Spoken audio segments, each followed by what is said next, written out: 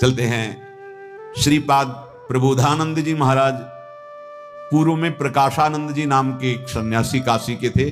मतलब इतने अद्भुत विद्वान थे कि सार्वभौम भट्टाचार्य आए थे परास्त करने, लज्जित होकर चले गए। ज्ञान शिरोमणि, वेद वेदांग के पारंगत विद्वान, जिनकी आप रोज वृंदावन महिमा अमृत श्रवण कर रहे हैं। कृपा का कैसा स्वरूप होता है। उन्हीं के परिवार से श्री गोपाल भट्ट जी महाराज, जो राधारमण जी प्रकाशित हुए, इन्हीं के परिवार के हैं, श्री प्रकाशानंद जी के। इनकी जन्मभूमि तैलंग देश में दक्षिण देश की यात्रा के समय श्री रंग क्षेत्र के समीप बलगंडी नामक ग्राम में महाप्रभु ने वेंकट भट्ट के यहां चतुर्मास किया था। वेंकट भट्ट श्री वैष्णव संप्रदाय के वैष्णव थे, श्री वैष्णव। उनके भक्ति भाव से प्रसन्न होकर महाप्रभु चैतन्य देव 4 महीने वहां चतुर्मास किया था।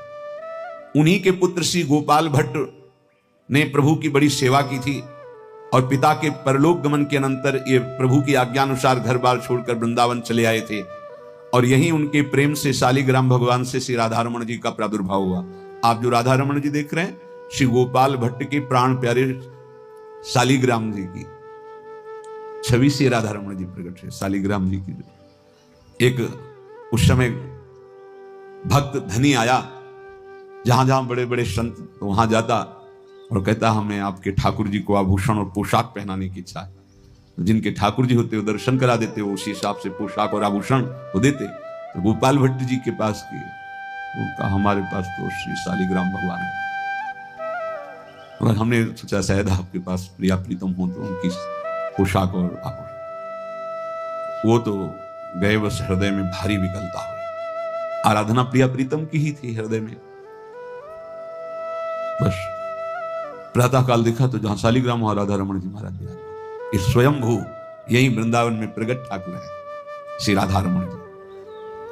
गोपाल भट्ट जी के जो पिता, वो 3 भाई थे। सबसे बड़े श्री वेंकट भट्ट, जिनके श्री गोपाल भट्ट जी पुत्र थे। मध्यम त्रिमल्ल भट्ट, और छोटे थे ये श्रीपाद प्रकाशानंद जी महाराज। ये श्री गोपाल भट्ट के चाचा, बड़े पिता के छोटे भाई को चाचा कहते हैं। प्रकाशानंद जी महाराज श्री गोपाल भट्ट के चाचा जी थे। सन्यास के पूर्व इनके घर का नाम क्या था, इसका भी लेखक को पता नहीं था। ये सन्यासी हो जाने पर भी एक विशेष आकर्षण अपने भतीजे गोपाल भट्ट से था, क्योंकि अत्यधिक वैरागी, त्यागी, भजनानंदी थे। इसलिए ये गोपाल भट्ट को बहुत प्यार करते थे, पिता की तरह, चाचा ही थे। और कहते थे एक दिन देख लेना, ये एक ऐसा चमकता हुआ हीरा होगा जो बहुतों को प्रकाशित करेगा, अर्थात एक कालांतर में एक महापुरुष होगा। ऐसा प्रकाशानंद जी कहते थे श्री गोपाल भट्ट जी को, और ऐसा ही हुआ। आज भी लाखों लोग उन्हीं की भावना का दर्शन कर रहे हैं। उनकी भावना ही तो राधारमण जी के रूप में प्रकट हुई। कालांतर में जगत प्रसिद्ध महात्मा होगा, प्रकाशानंद जी ने कहा। किंतु जब ये सुना कि ऐसे शास्त्र का ज्ञान रखने वाले हमारे होनहार भतीजे को, जिसको हमने सोच रखा था कि विद्वान ऐसा महापुरुष, एक बंगाली युवक सन्यासी ने सब कुछ छुड़वाकर बस कृष्ण कृष्ण रटने में लगा दिया। उनका भाव था वेदांतदर्शी महापुरुष। तब उनको बहुत दुख हुआ कि ये तो ठीक नहीं है। इस सन्यासी को शास्त्रार्थ के द्वारा मैं परास्त करके इसको सही रास्ते पे लाऊंगा महाप्रभु के लिए। तो कृष्ण कृष्ण कृष्ण नाच रहे, गा रहे, अरे वेदांत पद्मासन लगाकर ध्यान वेदांत को, अपने स्वरूप का। बड़ा उनको दुख हुआ कि कभी ऐसा अवसर मिले कि हम और वो आमने सामने हो, तब उनको परिचय हो। हमारे भतीजे को कृष्ण कृष्ण में लगा दिया।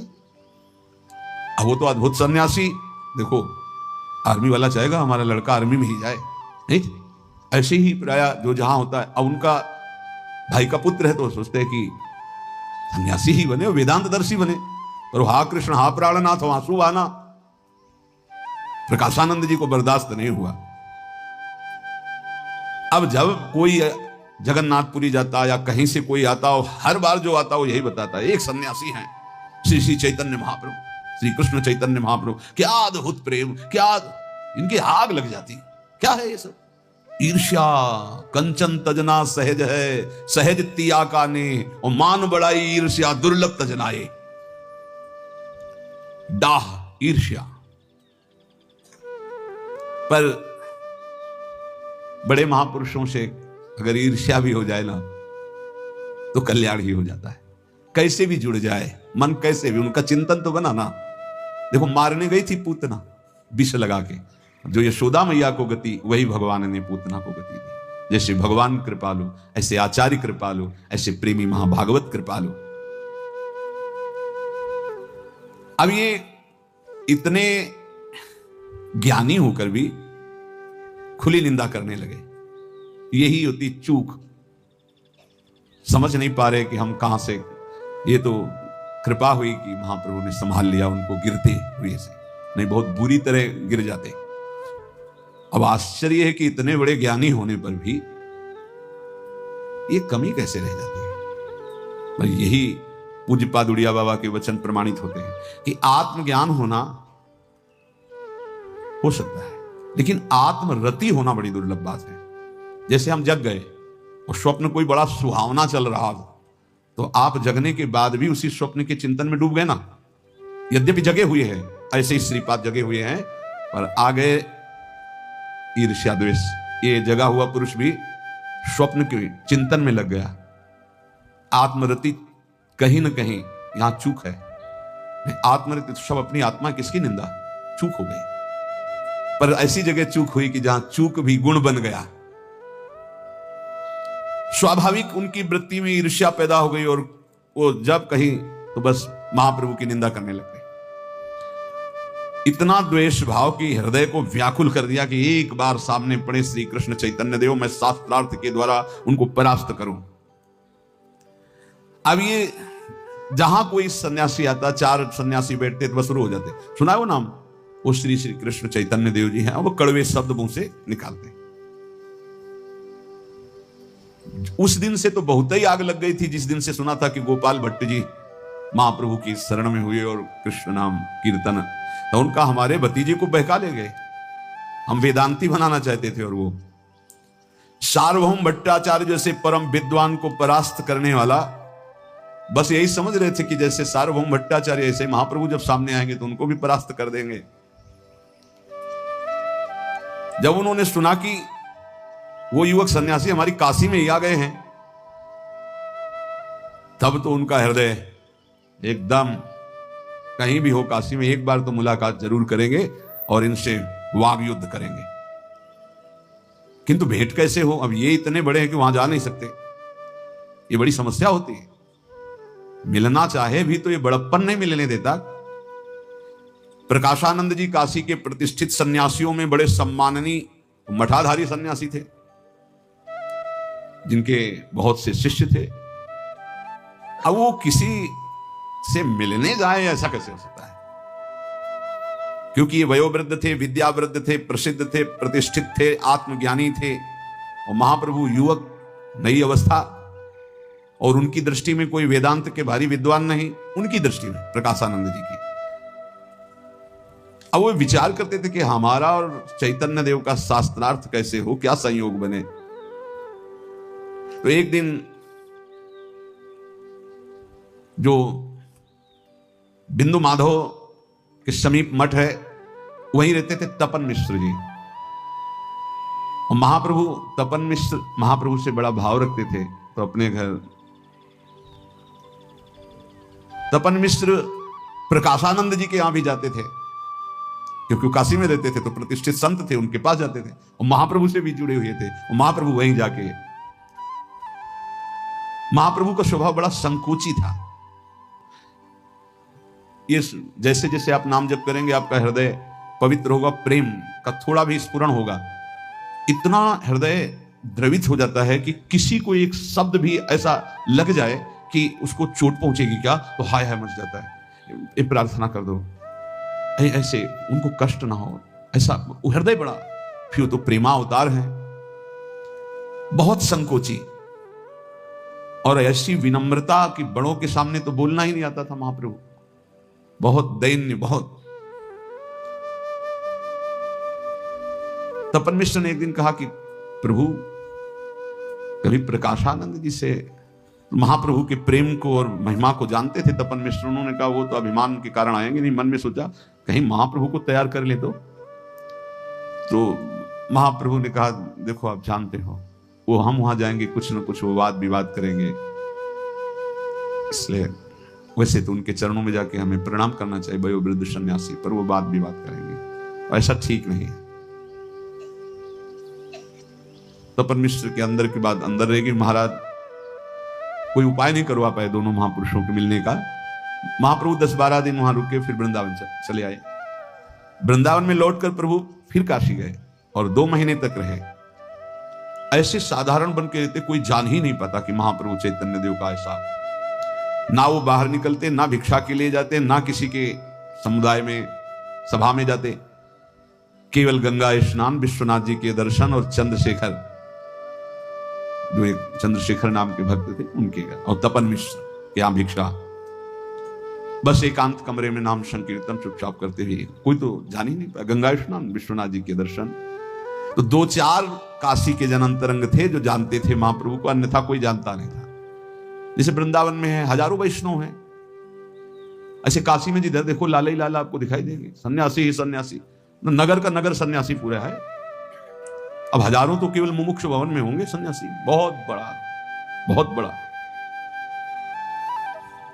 जब प्रकाशानंद जी को तपन मिश्र ने बताया कि महाप्रभु चैतन्य देव यहां काशी में ही रह रहे, तो उनका बड़ा अजीब स्वभाव है, इतने नवीन सन्यासी हो के मुझे वृद्ध सन्यासी के दर्शन करने नहीं आ रहे, काशी में पूरा हमारा यश फैला हुआ है, तो कैसे,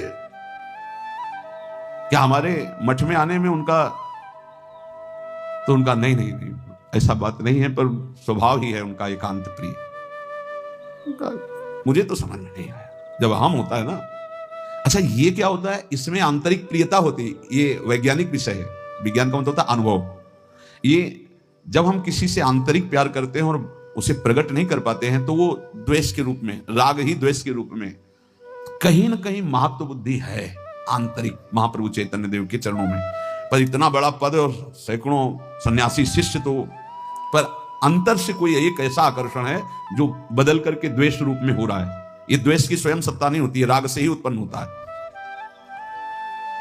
एक महाराष्ट्री जो ब्राह्मण थे, चैतन्य महाप्रभु के चरणों में बहुत प्रेम करते थे, प्रकाशानंद जी के मठ में भी वो जाते थे और बड़ी सेवा द्रव्य की वो प्रकाशानंद जी की करते थे। अब मठों में तो बहुत खर्चे होते हैं, जहां 4 सन्यासी आते तहां अपनी तरफ से चर्चा छेड़ देते प्रकाशानंद जी चैतन्य महाप्रभु की, और फिर जो विष उगलते, बहुत ही कठोर निंदा सूचक शब्दों का प्रयोग करते। वो जो द्रव्य की सेवा करते थे महाराष्ट्री ब्राह्मण, उनको बहुत हृदय में दुख हुआ कि इतना बड़े विद्वान, इतने तपस्वी, इतने ज्ञानी महात्मा कहां फंस गए, ये कैसे शब्दों का प्रयोग कर रहे हैं, इनके लिए तो ऐसे शब्द होने ही नहीं चाहिए, निंदास्पद।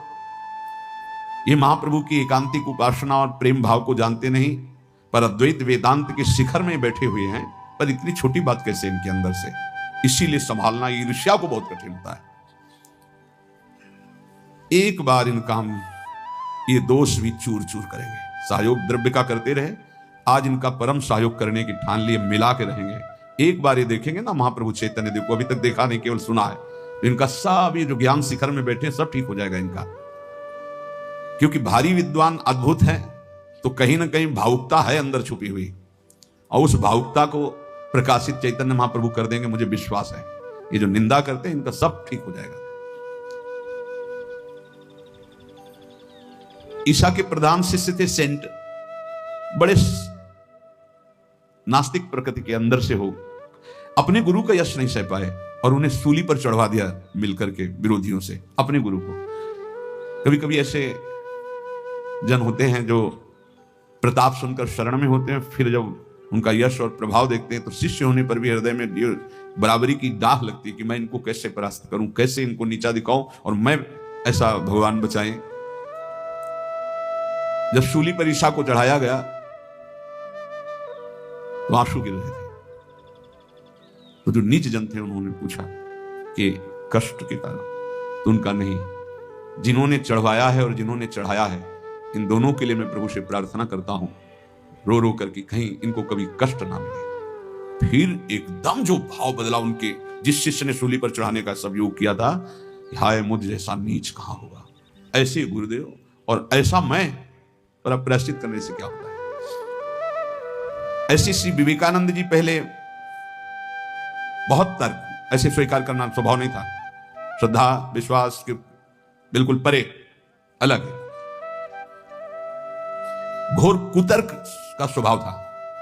लेकिन परमहंस रामकृष्ण देव की दृष्टि पड़ते ही वो किस कोटि के महापुरुष ये सब कोई जानता है। ऐसे ही वो विचार कर रहा है महाराष्ट्रीय ब्राह्मण के, अगर ये प्रकाशानंद जी एक बार श्री चैतन्य देव को देख लें और चैतन्य देव की एक बार दृष्टि पड़ जाए तो मुझे विश्वास है कि जो इन्होंने जीवन भर साधना करके सुधार नहीं कर पाए वो एक दृष्टि में सुधार हो जाएगा। इसीलिए तात स्वर्ग अपवर्ग सुख धरी तुलाय कंग तुल नताय सकल मिली जो सुख लव सत्संग। महाराष्ट्रीय सज्जन एक दिन बातों ही बातों में स्वामी जी से कहा, स्वामी वो आए हुए हैं बंगाली सन्यासी जी जिनकी आप प्रायः चर्चा करते रहते हैं, एक बार हमें लगता है आपका और उनका मिलन तो होना चाहिए। अगर एक बार आप उनके रूप के दर्शन कर लेंगे तो ये आपका बोलना बंद हो जाएगा स्वामी जी। ऐसा कभी नहीं बोला था वो ब्राह्मण, क्योंकि गुरु भाव से इनकी भी सेवा कर रहा था। स्वामी जी बड़ा आकर्षण है, आप एक बार देख लीजिए, बड़ी करुणा है उनके नेत्रों में, और जब वो तन्मय होकर कृष्ण बोलते हैं तो हृदय की दशा बदल जाती है। प्रकाशानंद जी ने कहा, तू मेरे को समझाने को चला है? खूब जानता हूं। अरे कोई जादू टोना जानते होंगे, वशीकरण मंत्र जानते होंगे। हम कोई सार्वभौम भट्टाचार्य हैं कि उनके वशीकरण मंत्र से उनके वश में हो जाएंगे? अरे यहां दाल नहीं गलती, हम लोग कट्टर वेदांती हैं। विश्वनाथ जी की पुरी में उनकी भक्ति को कोई भी स्वीकार करने वाला नहीं है। समझ लिया, नाचना गाना यही सब कुछ है। ये भावुक लोगों के लिए होगा, हम वेदांतियों के लिए नहीं। यहां के सोहनी लगाने वाले भी ब्रह्म ज्ञान के नीचे बात नहीं करते, काशी नगरी है, ऐसा ही है, ऐसा ही है। हम रहे घाट में तो देखा है। इस बात को सुनकर महाराष्ट्रीय सज्जन को बहुत ही हृदय दुखी हुआ और सोचने लगे, इतना भारी विद्वान महात्मा और इतनी बड़ी ईर्ष्या, इतना बड़ा ज्ञानी होकर के ईर्ष्या कैसे रख सकता है? सचमुच सचमुच ये ईर्ष्या बड़ी भयावनी। देखो इसी ईर्ष्या ने दुर्वासा जी को संकट में फंसा दिया। त्रिभुवन में कोई नहीं कि दुर्वासा की आंख में आंख मिला के बात कर सके। यहां तक कि भगवान श्री कृष्ण भी पूजन करने गए थे, जब यमुना पार आए थे, पूजन करने गए थे प्रभु श्री कृष्ण, द्वारिका में पधारते थे तो खड़े होकर के अगवानी करते थे दुर्वासा जी की। एक बार बड़े बड़े महात्माओं की सभा में श्री भगवान विराजमान थे और चर्चा हो रही थी कि इस समय सर्वश्रेष्ठ भक्ति के शिखर पर कौन चढ़ रहा है। हुआ कि अम्बरीश जी महाराज। दुर्वासा जी ने सोचा दूब का रस पीते हैं, वलकल की लंगूटी लगाते हैं, मेरा नाम तो आया नहीं। आखिरकार तप के द्वारा हरि की ही तो आराधना कर रहे हैं। एक चक्रवर्ती सम्राट रानियों के बीच में रहने वाला ये सर्वश्रेष्ठ शिखर पर चढ़ रहा है, देखूंगा इसे। ईर्ष्या उत्पन्न हो गई और देखने के लिए गए। और पूरा चरित्र है, आप देखें, सुदर्शन चक्र जी ने इनको जो दौड़ाया, तीनों लोकों में दौड़ते रहे, कहीं शांति नहीं मिली। अंत में अम्बरीश जी के चरणों में आके गिरना पड़ा, चरणों में आके। ये ईर्ष्या पता नहीं भगवान की कैसी विचित्र बना हुई है कि बड़े बड़े तपस्वी ज्ञानियों में हो जाती है। बड़े बड़े ज्ञानियों, बड़े विचित्र, मतलब इसकी इतनी गुरु शिष्य में हो जाती है, इतने पावन संबंध में हो जाती है। अगर भगवत प्राप्त का स्वरूप नहीं है तो दोनों में से एक के हो जाएगी ईर्ष्या। अगर शिष्य की बढ़ोतरी हो रही है और गुरु भगवत प्राप्त नहीं है तो ईर्ष्या हो जाएगी। अगर गुरु भगवत प्राप्त है तो शिष्य के प्रति उसका ममत्व होगा। अगर गुरु का यश हो रहा है, शिष्य भगवत प्राप्ति का लक्ष्य नहीं, तो उसको ईर्ष्या हो जाएगी। जैसे एक प्रसंग में आता है कि गुरुदेव वर्णन कर रहे थे प्रभु श्री हरि की रूप माधुरी का। बोले भगवान के कपोल, ओष्ठ, ऐसे कुछ वर्णन था। कैसे? अरुण वर्ण के हैं, तो जैसे बंदर का पृष्ठभाग, बंदर का पीछे का हिस्सा नहीं होता लाल एकदम ऐसे पृष्ठभाग। बहुत व्यथा हुई। श्री रामानुजाचार्य जी थे जो शिष्य थे, बहुत व्यथा हुई उनका, गुरुदेव गुरुदेव ऐसा नहीं। और संस्कृत से उपमा दी। आप कहा कि बंदर के पृष्ठभाग से भगवान श्री हरि की याद हो, तो तुम ही बोलो ना। तो उन्होंने श्लोक, बस इतने सब शिष्यों के बीच में गुरु की बात, जबकि उन्होंने बड़े बिना, वो एकदम भाव में थे, उनका गुरुदेव नहीं, ऐसी उपमा नहीं दी जा सकती, हरि के और बंदर के पृष्ठभाग कैसी, ऐसा वो मतलब विकल होकर के ऐसा, तो ऐसा प्रसंग आता है कि जहर, और वो तो भगवत स्वरूप ऐसा। नागरीदास जी शिष्य, एक दिन कथा हो रही थी बड़ा रासमंडल में श्रीमद् भागवत की, महत्जन गान कर रहे थे। उस समय धेनुकासुर का प्रसंग चल रहा था, जिसमें भगवान श्री कृष्णचंद्र जो दाहिने हाथ से पैर पकड़कर धेनुकासुर को कैथ के वृक्ष में पटकते हैं, हजारों कैथ के वृक्ष टूटते हैं और फिर उसका पूरा परिवार आता है, फिर उसके उद्धार करते हैं। तो जे ही वर्णन कर रहे थे कि भगवान श्री कृष्ण के हाथ में धेनुकासुर का पैर और भगवान उसे घुमा रहे, मूर्छित हो गए नागरीदास जी। अब कथा में अचानक मूर्छित हो गए, और बहुत अच्छी मान्यता सब संत समाज में पूज्य श्री नागरीदास जी की थी। तो सब उधर देखने लगे, तो कथा में भंग हो गया ना एकाग्रता। काफी देर बाद उनको चेतना जल आदि डालकर चेतना, वो खोए हुए बार बार अश्रु चल रहे हैं, बार बार खोए हुए। तो उनका क्या बात थी, ऐसा क्यों किया? उनका किया नहीं, ऐसा हो गया। क्या हो गया? कुछ नहीं, ऐसा हो गया। बोले हमारी शपथ, गुरु मानते हो तो सत्य हो। बोले प्रभु जब आप कह रहे थे कि धेनुकासुर श्री लालजू के हाथ में उसका पैर है, उस समय हमारा चिंतन हितजू की कृपा से चल रहा था। वो प्यारी जू के चिबुक को ऐसे कह, वे मृदु चिबुक प्रलोई प्रबोधत तू भामिनी करशों कर टारत। उसी कर कमल से वो लाडली जी को चिबुक को प्रलो रहे हो, आप कह रहे हो वो धेनुकासुर के पैर को। इतने कोमल श्री लाल जो महाराज जो प्यारी जो के चिबुक को प्रलो रहे, वो धेनुकासुर। फिर जो विरोध हुआ नागरीदास जी का कि वृंदावन छोड़कर बरसाने निवास किए। तो ऐसी कई लीलाएं होती हैं कि जिनमें उपासक को सहन करना पड़ता है। तो जो महाराष्ट्री ब्राह्मण थे वो श्रद्धा रखते थे इधर, तो उनको अब सहन करते करते हाथ हो चुकी थी। महाप्रभु चैतन्य देव के विषय की ये बात, वो जहां कटु बोलते तो उनके मन में आप कुछ भी हो, प्राणों की बाजी लगाकर दोनों महापुरुषों को एक बार मिलाएंगे। और श्रीपाद प्रकाशानंद जी का जो ये स्वभाव, ये बात समझ में नहीं आती। सच्ची कहते हैं बिना गुरु कृपा के नहीं निकलती। ये मान प्रतिष्ठा ईर्ष्या द्वेष बहुत सूक्ष्म है, बहुत सूक्ष्म है, और ये बहुत भयावने हैं, बहुत ही गंदे हैं, बड़ा भारी अपराध करा देते। सच्ची आपसे कहते हैं, मतलब साधना में कोई कमी नहीं, बहुत अच्छे साधक, बहुत अच्छे ज्ञानी, बहुत अच्छे महात्मा, लेकिन ये ईर्ष्या द्वेष नष्ट कर देता है। आप सोचो, आप इतने बड़ों में तो फिर और, लेकिन जिसने अपने अहम को प्रभु के चरणों में समर्पित करके नाम जब शुरू किया तो ये सब नष्ट हो जाते हैं, पक्का नष्ट हो जाते हैं।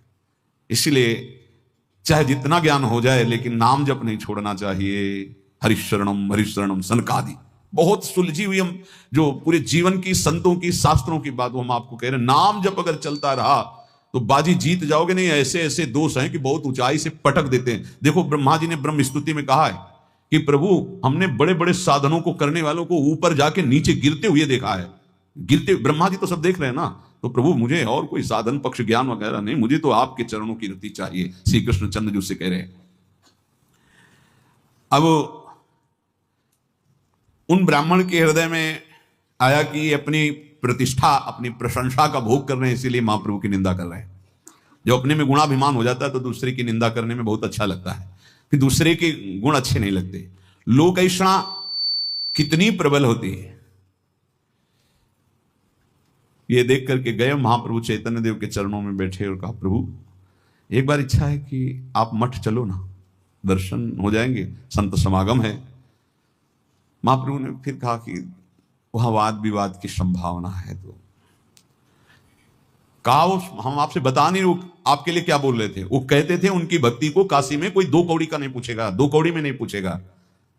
तो महाप्रभु ने कहा हम तो सन्यासी, हमें कौड़ी से क्या करना है, हमें कौड़ी की मुफ्त लेगा कोई, हम मुफ्त देंगे।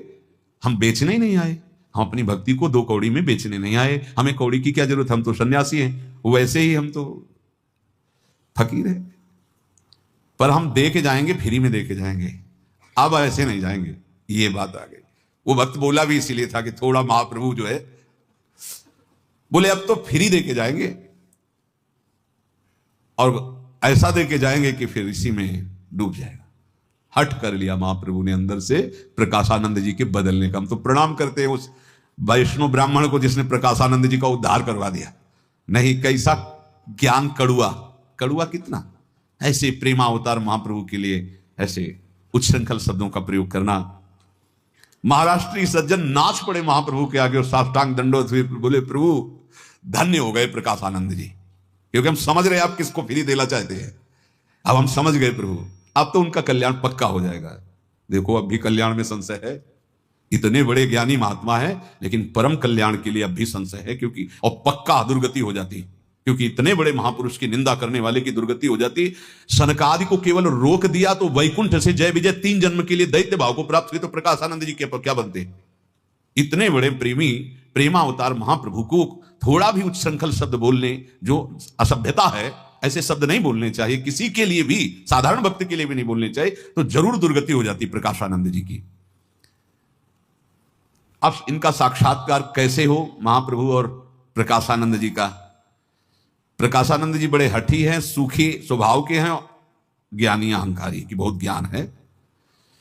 पर मुझे विश्वास हो गया कि एक बार महाप्रभु से बातें करेंगे तो वो सेवक जरूर बन जाएंगे, पर भेंट कैसे हो वो तो यहां आ ही नहीं सकते किसी भी तरह। पर प्रभु तो जा सकते हैं ना, बहुत करुणामय है।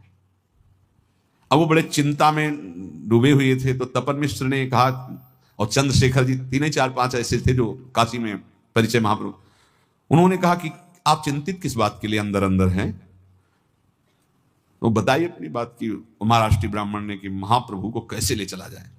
तपन मिश्र ने कहा एक बात है, एकांतिक बात है, महाप्रभु के सामने से लग, तुम समस्त सन्यासियों का निमंत्रण करो मठ में, द्रव्य से तो तुम धनी हो ही, करते रहते हो, और प्रभु का निमंत्रण भी यहां तुम ही करो आके, कि वहां प्रकाशानंद जी के यहाँ सब संतों की संगोष्ठी हो, फिर भोग प्रसाद है, तो आप कृपा करके पधारो, फिर हम लोग सब प्रार्थना करेंगे, पक्का महाप्रभु चल देंगे।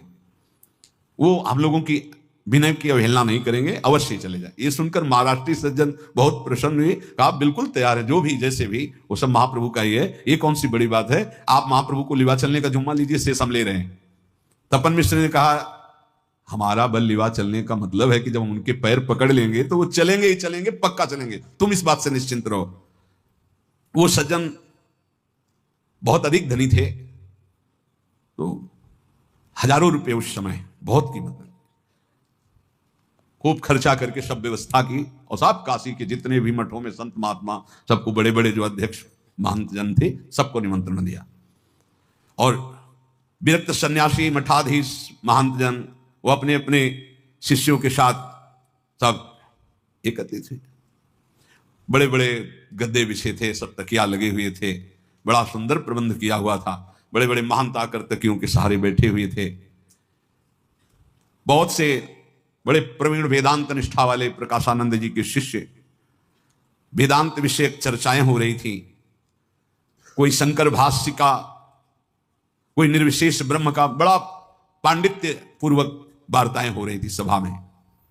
प्रकाशानंद जी सभा के बीच में सिंहासन पर बैठे हुए थे, मानो मूर्तिमान सरस्वती ही दंड धारण करके बैठी हुए, ऐसे थे ज्ञानी।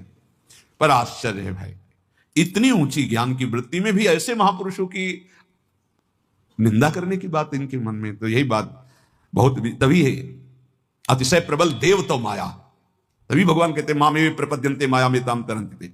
दंड लिए हुए दूर से ऐसा लगता मूर्तिमान ब्रह्मा जी बैठे, तेजस्वी, वयोवृद्ध, ज्ञान संपन्न, सब आसपास सन्यासी जन, विद्वान जन। महाराष्ट्रीय सज्जन महाप्रभु के पास गए, पहले तो चर्चा की थी केवल, अब जाकर प्रभु अब आपको पधारना ही है, सब आपकी प्रतीक्षा कर रहे हैं, श्री प्रकाशानंद जी भी और सब। महाप्रभु ने कहा भैया हम इन महापुरुषों के बीच में जाने हैं, मैं वहां क्या करूंगा, मैं इस योग्य नहीं हूं, बस तुम्हारा मन है तो भिक्षा में यही दे दो, थोड़ा हम पा लेते हैं, हमें एकांत रहने दो। फिर और सब पहले से तो प्लानिंग हो चुकी थी, तो और सब जो वैष्णव जन थे चरण पकड़ लिए, और वो महाराष्ट्रीय सज्जन रो पड़े, प्रभु ये कोई साधारण संगोष्ठी नहीं हो रही, प्रभु मेरा सारा आयोजन केवल किसी विशेष उद्देश्य के लिए, प्रभु आप नहीं चलेंगे तो मेरा उद्देश्य पूर्ण नहीं होगा, आपको तो पधारना ही होगा, नहीं मेरा सब किया करा व्यर्थ हो जाएगा। प्रभु मुझ दीनहीन कंगाल पर कृपा करो, एक बार आप जरूर चले, प्रभु आप जरूर चले, अब ना करें। वो रो पड़े। सभी भक्तों ने कहा प्रभु संत समागम की तो बात है, आप चल दीजिए ना। प्रभु ने कहा अच्छा जैसे श्री कृष्ण की इच्छा, चल दे। अब तो आनंद की बाढ़ से आ गई उस महाराष्ट्रीय ब्राह्मण तपन मिश्र चंद्रशेखर के, अब उद्धार हो जाएगा प्रकाशानंद।